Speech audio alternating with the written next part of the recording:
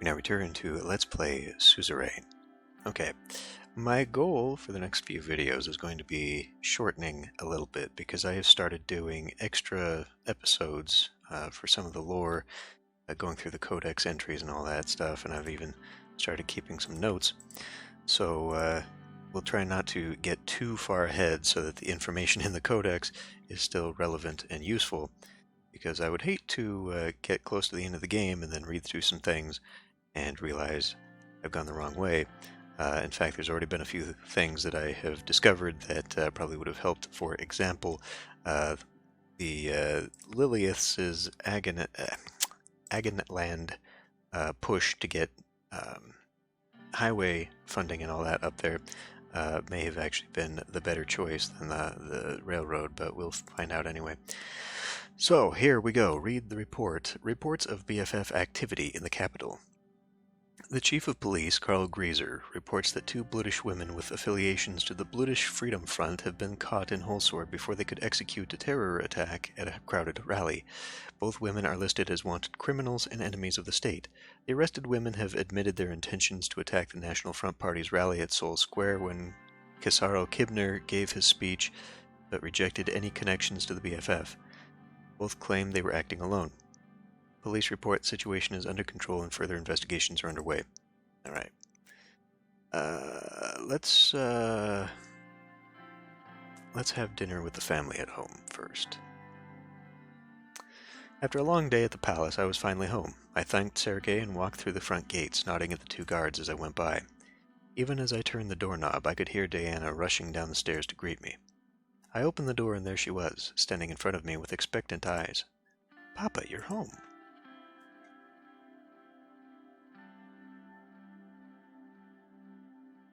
Lift and hug her. I lifted Diana up and hugged her while trying to put the keys in the tray next to the entrance. She was growing fast. Lifting her up was no longer as easy as it once was. How was school? Boring. I liked my old school better. I put her down and her expression turned serious. "Papa, are the bad men gone?" It was only one bad man, Diana, and yes, he's gone now. "Okay, Papa." Diana dashed down the hallway. "Mama, Papa's here." Monica appeared next to the kitchen door. She was wearing an apron and holding a spatula in her hand. "Diana, what did I tell you? No running in the house." The palace. No running in the palace. "Yes, Mama." Monica approached me and kissed me on the cheek. A tantalizing smell wafted from the kitchen behind her. "Darling, you shouldn't have. What do we have a cook for?" I felt like going grocery shopping, just like old times, and besides, she can't make your favorite like I can. "You mean..." "Yes, svabli, whatever that is." Svabli was a classic Holsword delicacy, vegetables and creamy sheep cheese sandwiched between thin layers of dough. It was absolutely my favorite dish, especially paired with kebij, a potent unfiltered wine from Bergia.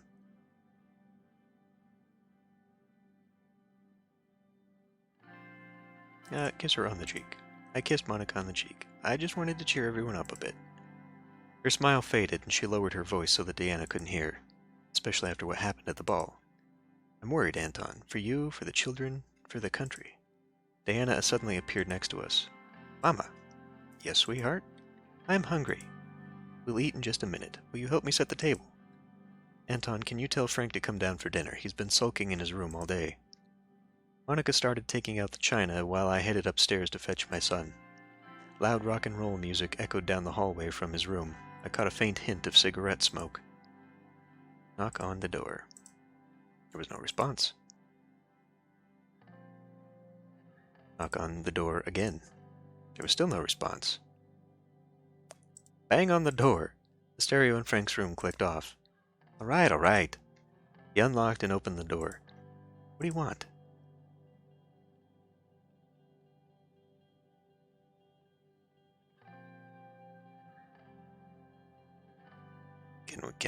Is that what we can smell? "Hand over those cigarettes and join your family for dinner." "Okay, sure, try that." "You smoke, don't you? I'm old enough to do what I want."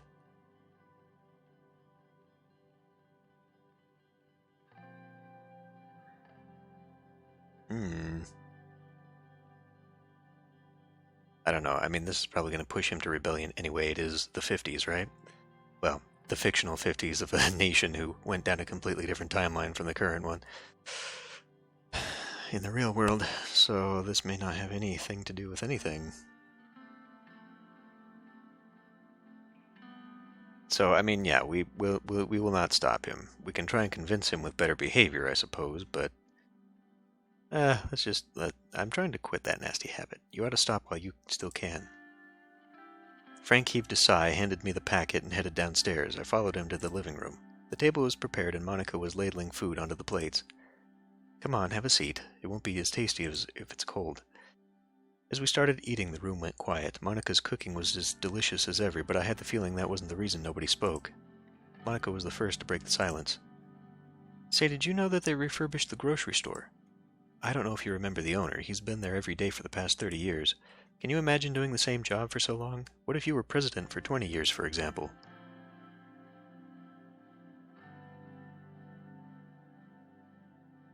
Well, 20 years of this? I'd be dead. Probably true. I think we can be a little bit more. I mean, this is very, very politic. This is a bit more of a real person here. I realized my poor choice of words too late. Monica looked down at her plate. Anyway, the grocer really is a nice person. He threw in some extra vegetables with my... Frank suddenly slammed his hands on the table, rattling the china. Monica, Deanna, and I stared at him.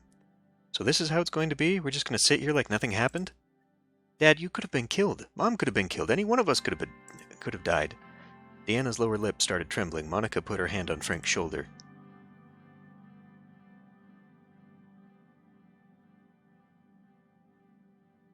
And yet, we are all still alive. For now, but how long until this happens again? Frank got up from his seat. Frank, let's talk about it. Sit down. Frank took his seat again, scowling.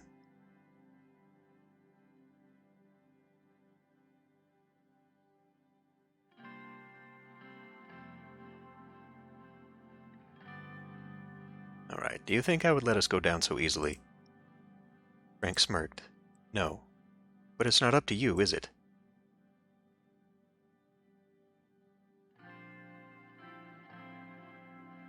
And the security failed, so I mean, he's going to rebut that. Just trust me. He sighed. Frank, listen to your father. If your father says we don't need to worry, then we don't need to worry. You have to trust him. Monica turned to me. We all have to trust each other. Things calmed down a bit at the table. We finished our food in silence. Frank got up first and retreated back to his room. Monica lifted Deanna up and plopped her in front of the living room TV before returning to the table. She sat down across from me. Anton, he's still young.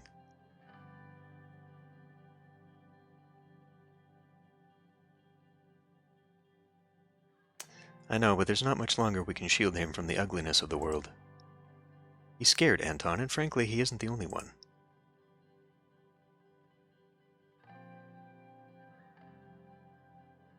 Well, yes, I mean, honestly, this is something that I think is going to happen.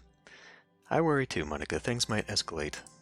She stood up, stood behind me, and massaged my shoulders for a moment before leaving me alone in the dining room. I sat alone at the table and drained my glass of cabbage. Had I been lying to Frank and Deanna? Was the threat to my family truly over? Time would tell. Given how many people we're probably about to piss off, unlikely, anyway. Security briefing on the threats against Sordland. Situation room. Maroon Palace. I arrived in front of the doors leading to the Situation room. Today's security briefing was arranged in two parts, starting with internal matters and moving on to external matters after a short break. The Minister of Interior, Lilius Graf, and the Minister of Justice and Law, Nia Morgna, would join us for the first part, the law enforcement briefing. For the second part, the Minister of Defense, Josef Lancia, would join with a few high-ranking officials, including Chief of the Armed Forces, Vulcan Kruger. I opened the door. Lucian, Nia, and Lilius rose from their seats. Sir?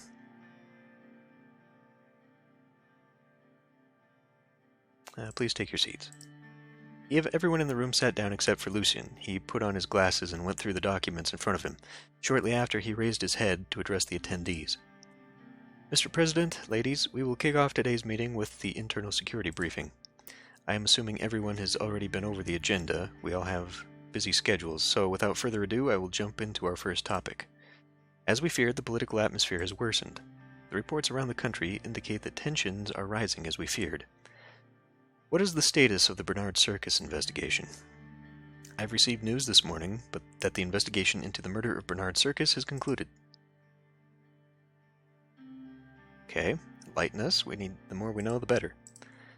After further investigation and testimonies, we've confirmed the motive and also the events leading up to the shooting. A few days prior, members of the Red Youth initiated a violent attack on a Young Swords local leader at Jen. We believe the Young Swords then called for revenge, leading to the death of Mr. Circus. Since he often spoke against the Young Swords and nationalist sentiments in the assembly, he was a big target, not to mention his radical communist views.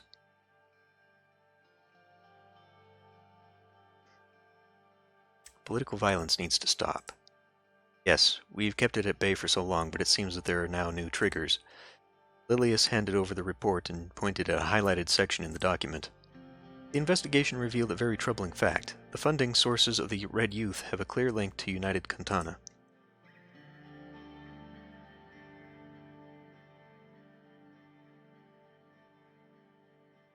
Well, this is proof that they are meddling in our affairs, I suppose.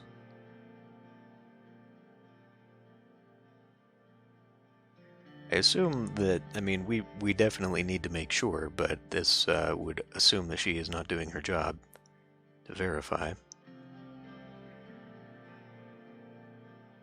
But this is also combative, so just give me your interpretation. What does this mean? That the communist superpower is meddling in our affairs. Several Red Youth members with ties to United Kantana have been detained, and the information extracted from them points to a preparation for a communist uprising in Sordland. It isn't unusual for the superpowers to influence other nations, but I think this case is a little far-fetched. The left lacks popular support in Sordland. Nia eagerly lifted her hand. I motioned for her to speak. I went over the report in detail. It would be wrong to jump to conclusions about a clear foreign interference yet. United Kantana has humanitarian and cultural ties with many countries, including Sordland.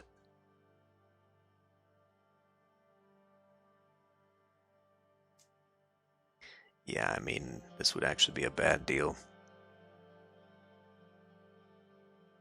But I think at some point we're also going to have to be more proactive rather than just wishy-washy hoping for the best here, but we do need a little bit more information. Nia here would be sympathetic to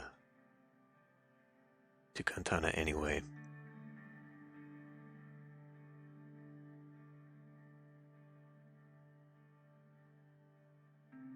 I also don't want to jump to conclusions.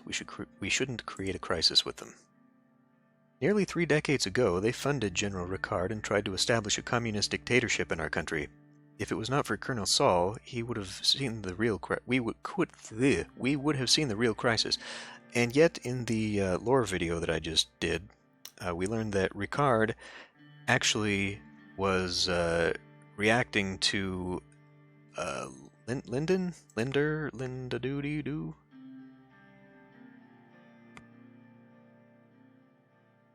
Fuck, I don't even know where to find this now. History, important events. I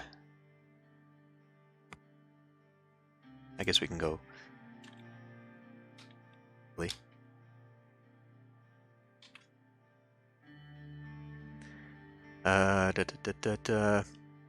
He was general when Lutheran led his military coup. He stayed out of the conflict until the execution of communists and activists by the order of Lutheran, triggering the Swordish War, and then he attacked Holdsword with the 7th Army, capturing and holding it, supporting the Red Youth. So he tried to establish a communist dictatorship after Lutheran tried to establish a fascist dictatorship. So let's not hold him terribly to being the bad guy, because our history is kind of fraught with them. She took a sip from her glass of water and continued. Our police chief, Karl Grieser, has linked the funding channel to the United Kantana Consulate in Benfi. As we all know, the enemies of Sordland are many, but we also have threats inside the country.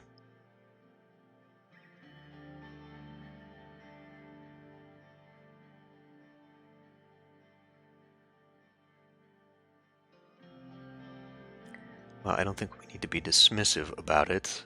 This is actually something we need to do.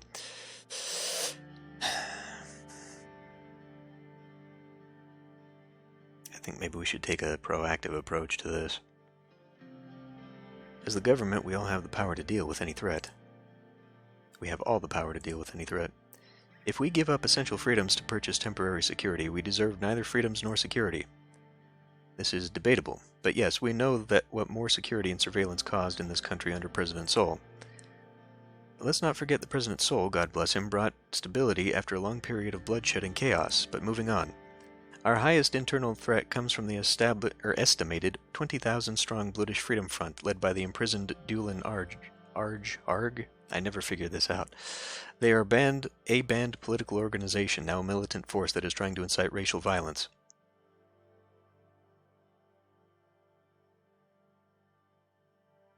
Are they supported by our Bloodish citizens? The thing is, whilst they are political radicals, I sympathize with them, given the history of what we've done to them.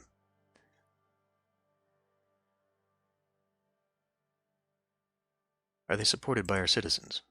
To some extent. Luckily, they couldn't attract a wide audience of Bloods, but they could potentially attract thousands if anti-Bloodish sentiment spreads in Sordland again. Lilius points to page 3 in the report.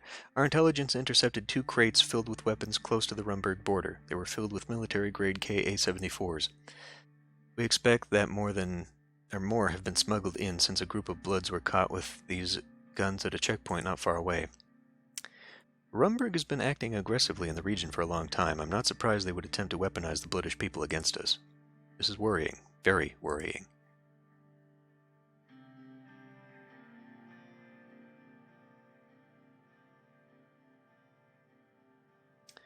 Yeah, we need to, they are looking for reasons to take action against us, so we need to deal with that. And the way that I would think we would do this is just take away weaponizing the Bloodish force by incorporating them.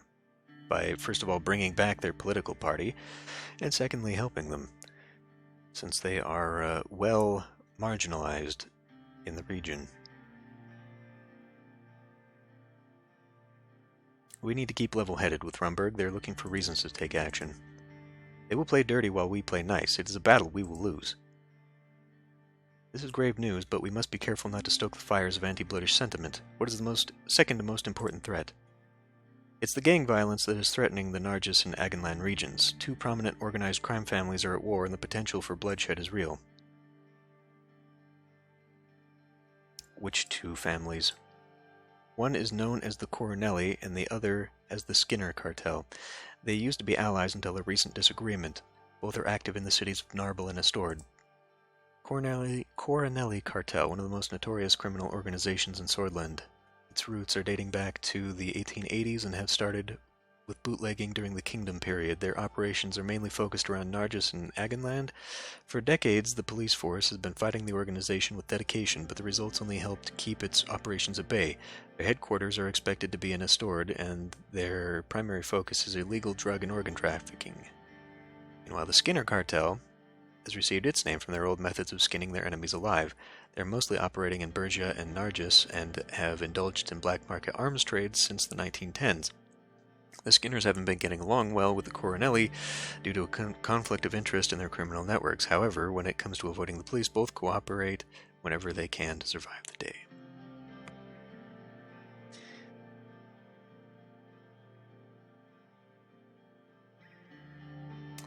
Lilius is involved in urban planning, police, and education. Should I trust this to her? Lilius, I trust that you can handle them? Sure. I'm doing my best, sir. She sighs deeply. I shall be honest with you. With our current capabilities, we may not be able to prevent the further arming of separatists while maintaining order in Bergia, Nargis, and Agenland. If the law enforcement budget isn't increased, I can't be fully responsible for what happens. Our police units are spread thin as is.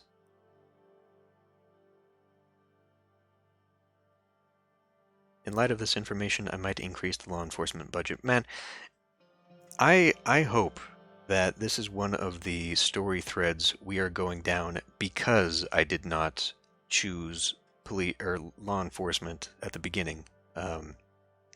Like if I'd chosen law enforcement, I hope that the crisis would have been a health crisis instead of this. Because if that is not the case, if this was destined to happen here, that's kind of bullshit. It means that there was one correct choice at the very beginning of the game. And that annoys the shit out of me. Anyway, in light of this information, I might increase the law enforcement budget. We will rid our country from separatists and violent thugs if you do so. I wish you could stop using the word thugs, Lilius. The real problem is corruption, which is fueling the gang violence. It's very likely the reason why these weapons were smuggled in. A higher budget could help us end that.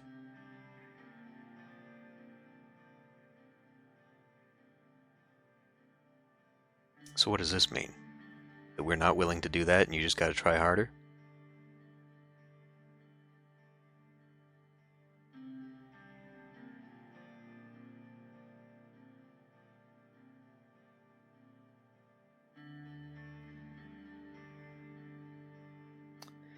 And how are we going to fight the corruption, though? I'm all for this, but how are we going to do it?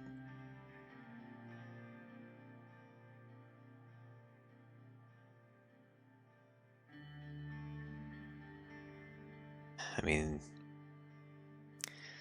okay, so valid points. I mean, this is true. Like, we could knock out one of these crime families, but if the corruption and everything is still there, as well as all the conditions that would otherwise support organized crime, then you're just going to create a power vacuum, and they're going to be taken over once we... I mean, we're constantly going to be chasing the mice without finding the nest, you know what I mean? And that is, of course, also historically accurate in the real world. Alright, well, tell me what you think about this, then. We can look into corruption once the weapons have been found and the gangs have been beaten. Just like previous administrations, kicking the can down the road. This is what's destroying our institutions. Lilius and Nia were openly scowling at each other. Lilius turned back to her notes. Well, this concludes the topics for the internal portion. Thank you for the updates, Ms. Graff, Ms. Morgna. Yes, thank you for the overview. Have a good day. Until next time. The two ministers left the room. We took a short break before continuing to the second part. Upon invitation, Josef Lancia, along with 3 high-ranking officials from the Ministry of Defense, walked into the room. One of the men was none other than General Kruger, Chief of the Armed Forces. Vulcan Kruger, Swordish 4-star General, current Chief of the Armed Forces. I'll go in-depth on people in the extra videos. Let's just find out the details here. He supported Lutheran's military coup, later turned against him after the mass executions. Right, we already read about this guy. Smaller brigade destroyed an entire rebel army. Cool. Highest medal honor. One of the key supporters of Seoul during the 30s and 40s. Okay. Josef made his way towards the table while the others stood by the door. Mr. President. Josef, welcome. I brought General Kruger with me due to the escalations on our borders. General Kruger stepped forward and saluted. He had a strong jaw with sharp cheekbones. His tall stature, uniform, and medals combined with his deep and intense stare made him look threatening. He was in his 70s, yet he had a bulky body that was a result of his commando training. Not only was he second most decorated officer in Sordland, he was also the longest serving. I mean, shake his hand. Saluting him, we're not military, we're civilian, so shake his hand. His handshake was firm, strong, and confident. Josef tapped his foot impatiently. He seemed uneasy with the presence of another high-ranking officer in the room. Gentlemen, thanks for coming to this significant gathering. Let's begin. Josef and Vulcan took their seats at the table while the rest of the officers stood by the door. Mr. President, the situation at the western and northern borders towards Rumburg is very tense. We are observing deployments of divisions closer to our border. Rumburg has been acting increasingly expansionist in the past decades and also interfered in Agnolia, and now they have turned their sights on us. What's your current strategy? Patrolling close to the borders with our border force and keeping Army Reserve divisions near. Seems like they want to increase the pressure both externally and internally. Mr. President, if I may. Please, General. The picture is becoming clearer. The latest information from the interior about the weapons caches, and now there is an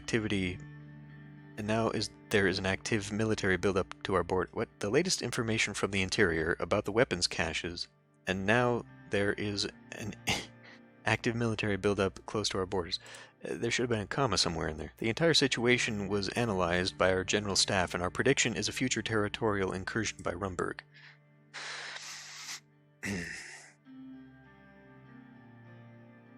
I mean, likely. Even if it's not a full-on invasion, they are probably trying to, or going to try to take something somewhere, just like they did in Agnolia. But would it be us or Agnolia? I don't know. Okay, I have complete trust in the General Staff. We will not let you down, Mr. President. The General Staff is composed of the smartest military individuals. I require an increase in the military budget to enlist more soldiers. Only then we can stand strong against our enemies. The enlarged armed forces will hold them at bay.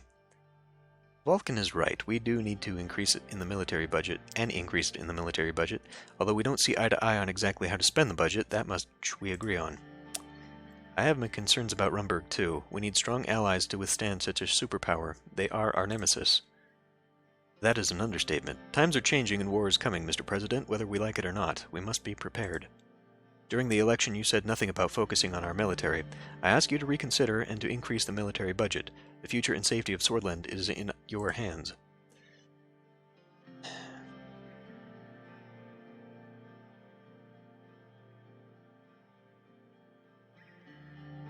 I mean, we have strong neighbors militarily, including the guys below us, to our south. If we could create a stronger bond with them, I don't know if Volksheim would join us, given ideological differences, and they are underneath the influence of Contana.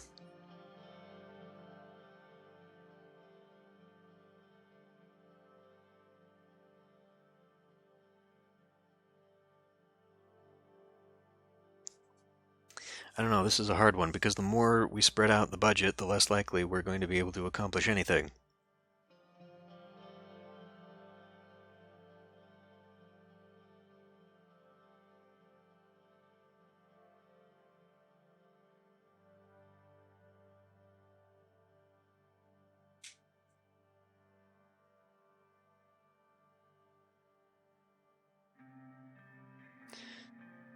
So how much time do I have is the thing.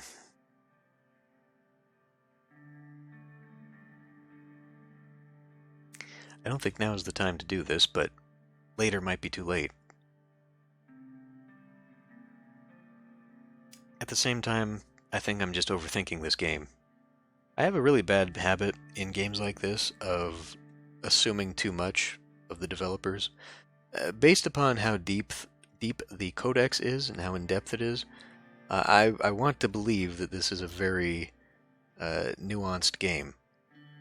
But without knowing, for example, whether this was destined to happen because like if I had over-budgeted the military, then what would the crisis actually be? Would it still be this because it's predetermined, or would it change? You know what I mean? Like, I just feel like there is no right choice in this game, so it really doesn't fucking matter what I choose. So let's be... I mean, I'm a man of my word. What the fuck does that mean? Am I committing to him, or am I saying, well, look, I said I wasn't going to focus on this, so I'm going to stick to my guns on the other thing? I don't know. Like, this feels dismissive, but at the same time, like, we'll see.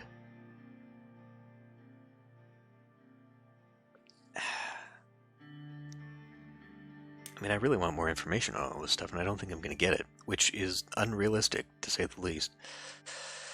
As you said, times change, Joseph. We'll see. I think this is going to piss off everyone in the room. I don't think I have a choice. I think I'm going to end up pissing off everybody. A smile brought a glimmer of hope on Yosef's face. Oh, good. Our forces would crumble under a decrease, and Rumburg would be, well, who said anything about decreasing? Why can't we just maintain status quo? What the fuck? And Rumburg would be much more compelled to exploit our weakness. Our country hasn't fallen to an invading force for 200 years. You cannot let it happen, Mr. President. Yeah, we're much better at fighting ourselves, apparently. 2 or 3 times. 2 or 3 times in my goddamn lifetime, for Christ's sake. We should find regional allies like Volksland or Lesbia. My thoughts exactly. Volksland is going to be the harder one, like I said, because they are supported by Cantana, and we are going the capitalist route. Well, the free market route, anyway. We have yet to side ourselves with anybody, but if we did side ourselves with Cantana, that would push Rumburg back. It would probably put us at odds with Lesbia, however. Okay, anyway, we need them to deter Rumburg. There are several options on the table.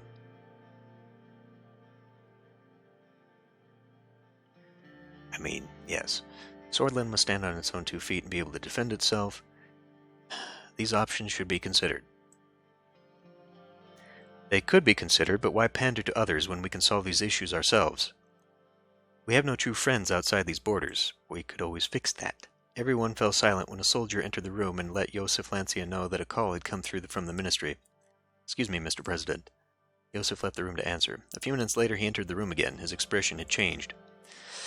Mr. President, there's been Rumburgian military activity close to the Narpol border. I just spoke with the local commander. Vulcan, we should go to the ministry and get further updates from our branches. Understood. Raising military readiness is the first call of action. If there is truly an extraordinary attempt, we will relay it to you immediately and wait for further orders, Mr. President.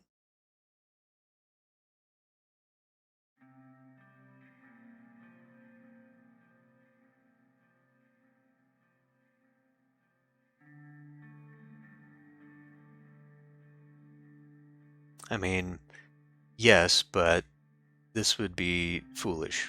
They know they would overwhelm us militarily, and they could use anything like this as an act of aggression. You know, I mean, really, like, some hothead gets just a little too close to the border, and they could use that as a casus belli, and you know what I mean? And this is stupid. Yeah, I mean, I would like to warn them, but they're both bloodthirsty, so, like, that's not going to do anything. Let's just stay neutral. Your service is appreciated, gentlemen. Thank you, Mr. President. You should be updated if the situation escalates. Hail, Sordland. Please don't do that. Hail, please don't do that. Rumburg was already testing us, and the reports from the interior indicate interference inside our borders. Communists, nationalists, British rebels, Rumburg expansionism. What was next? Sordland had always been a key piece of the chessboard of the global rivalry between Arcasia and United Contana, but in the recent years there was no such aggression from Rumburg, not at these levels at least. All it takes is one tiny spark to start the flames of war. And then the phone rang. Rumburg had decided to close their consulate in Lockhaven.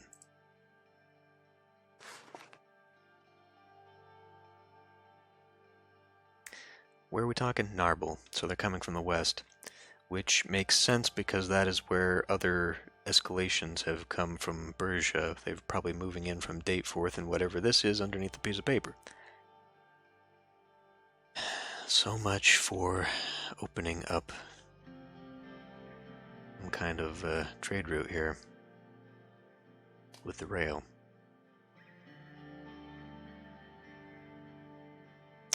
Yeah, so Lesbia would be a good one. Volksland, I think, is going to be very difficult, especially because of our ties with Agnolia. These guys apparently don't like each other too much, for obvious reasons. And so, like, going for them is gonna test our alliance with these guys. And right now, they're pretty important. They're also very weak right now, though, so, I mean, they're doing nothing. They're not even really a buffer zone. But if we piss them off too much, would they try and take Agenland back if we went to war with Rumburg? If we go to war with Rumburg, we're going to lose. I mean, there's no point in going to war. Oh, we got so much news. Alright, let's cover the news. The Whole Sword Post. Protests across Sordland. Protests erupted around Sordland after the death of Bernard Circus, many of which started peacefully, but soon turned violent. Protesters with red youth flags were seen in most central cities around Sordland carrying out violent riots and organizing protests that disrupted much vital services from being delivered to the Sordish people. Protesters held sit-ins, which were broken up by riot police with tear gas and water cannons in the regions of Bergia, Agenland, and Gruni. Thousands of people poured into Republic Avenue in Lockhaven and Sol Square in Holsword in response to the Young Swords attack. Similar protests around Sordland soon turned into violent riots. Sordland Today. Rumors of an infrastructure project. Anonymous sources have reported to Sordland Today that several government officials have invited construction companies to meetings regarding a new major infrastructure project. If true, this is great news, as infrastructure in Sordland is lacking heavily needed investment. We hope the very qualified and experienced companies like Underhall Construction win the bid. We'll have to look at the companies. Protests in Gruni. Protests are taking place throughout the Gruni region in response to the assassination of Bernard Circus. The protesters raised their concerns about the young swords, the increased cost of living, and inequality prevalent in the country. Large rallies have been organized in the city centers of Benfey and Boren. A large congregation of Red Youth members have organized sit-ins and protests aimed at hampering public transport in the city of Volgan, which brought the city to a standstill for a few hours before riot police came to disperse large groups of protesters at transportation nodes. Lockhaven Times. Gang violence claims a young girl's life. A 15-year-old girl was shot to death in Narble as she walked her dog a few blocks away from her apartment. The police said the shooting, which occurred in an area affiliated with the gang Coronelli, was a reckless act of violence and the victim was not the target. The 15-year-old girl was shot about 4:45 p.m. right before she was returning home. A man who witnessed the event told police the shooters yelled gang slogans at him on the street before he heard someone fire at least 10 shots, sources said. He later saw the victim had been hit and called the authorities. Our sources report that the local police force of the region is understaffed and overworked, which adds to the current bleak situation. Political chaos. Political violence has surrounded Sordland since yesterday. While officials from the police claim they have the situation under control, protests are turning into riots and violent acts are occurring around the country. The NFP and LUS call for protests. Kesaro Kibner of the National Front Party called the rally to condemn communist influence from United Kantana and called the violent protesters as traitors to Sordland. These millennivists are roaming in our streets, conducting violent attacks in disguise of peaceful protesters. We can't let them exploit a man's murder, said Kibner in a press conference. On the other hand, the Labor Union of Sordland has gathered to condemn national violence in Sordland. The protests gathered crowds of several thousand, and agitators from both sides in Hallsword, and acts of vandalism occurred. Katarina Horton accused Kibner for provoking the public. Well, no shit. This is like, look, I know we killed a guy, but don't get mad about it. Young Swords vandalized shops. A group of people with Young Swords flags have vandalized a dozen shops in the trade district of Anrica, specifically targeting the Blutish and Agno-Sordish minorities. The shop owners who defended themselves were wounded in the attacks. The local police broke the groups apart. NFP office burned. A group of violent militants have assaulted the National Front Party headquarters in Morna and committed arson. Firefighters have been called to the scene where fires raged for hours on end. Several nearby houses burned to the ground before it was brought under control. Okay. Yeah. 1927. Never again. I was there when General Luderin and Ricard clashed in the plains outside of Holsword, when the armies of Sordish people killed each other. I was there when Colonel Sol won the war after bombarding cities with Sordish civilians inside them. We saw this great nation fall into bloodshed and chaos. We thought that we learned our lesson and formed a new republic, but one man's idea became the idea of the state, and we allowed it to be forced upon us. We were a generation who lived with Tarquin Sol for most of our lives. However, this generation is different. Our kids have not experienced civil war or martial law. This generation is born in a changing time. We cannot allow the same conditions to return. We cannot forget when General Luderin declared martial law in 1927, when his tanks rolled and murders took place. Those tanks cannot roll again. Bombs cannot fall again. Freedoms cannot be suspended again. 1927. Never again. The real truth behind economic crisis. We've all seen this scenario play before. Large corporate businesses time and time again receive money from the government under the disguise of helping the economy. But what about the people? Many in the neglected regions still do not have electricity or fresh water in their homes, and they are the lucky ones. There's a growing housing crisis, and people are on the streets begging for food. In the year of 1954, it is high time that money is invested in us, the people of Sordland, instead of armchair millionaires in their luxurious villas. Economists. Underhall Construction, once again number 1. Underhall Construction was once again picked as the number 1 construction company of the year by the reputable statistics Sordland. This was the 11th time the company was selected for the top spot in a row since Chris Shar was appointed as CEO. Veteran industry leader Shar congratulated the employees first and foremost in a private company meeting held in a luxurious resort in Ullery. He also mentioned the recent addition of Heart of Sordland organization CEO Marcel Coranti to the board of advisors. Helped immensely in this great achievement. As the economists at The Economist, we think now is a great time to invest in Underhall Construction, as the current year's projection already shows a 13% increase in growth compared to last year. So now we've got Underhall Construction and the construction of our rival. I wonder what other organizations. We'll have to look at that. Rumburg closes consulate. Rumburg has closed down its consulate in Sordland, one of the few East Merkopan nations to have diplomatic ties with the Northern Kingdom. This comes right after the deployment of Rumburgian troops near the northern borders of Sordland. Rumburgian officials cite political unrest and uncertainty as the main reason for the closure, while raising concerns over security in the country. In Lockhaven, a diplomatic source said the Rumburgian flag has been lowered overnight, and that the embassy staff were expected to leave Sordland on Friday or Saturday. Many Lockhaveners were shocked as the 120-year-old Rumburg consulate closed. Dozens of citizens with Rumburgian relatives went out to protest against this action in the afternoon. It was not clear if the embassy closure was temporary or permanent, signaling a break in diplomatic ties which date from 1923. Our editors see this situation as a further deterioration of relations between Sordland and Rumburg. This can be easily regarded as a one-sided provocation from the north.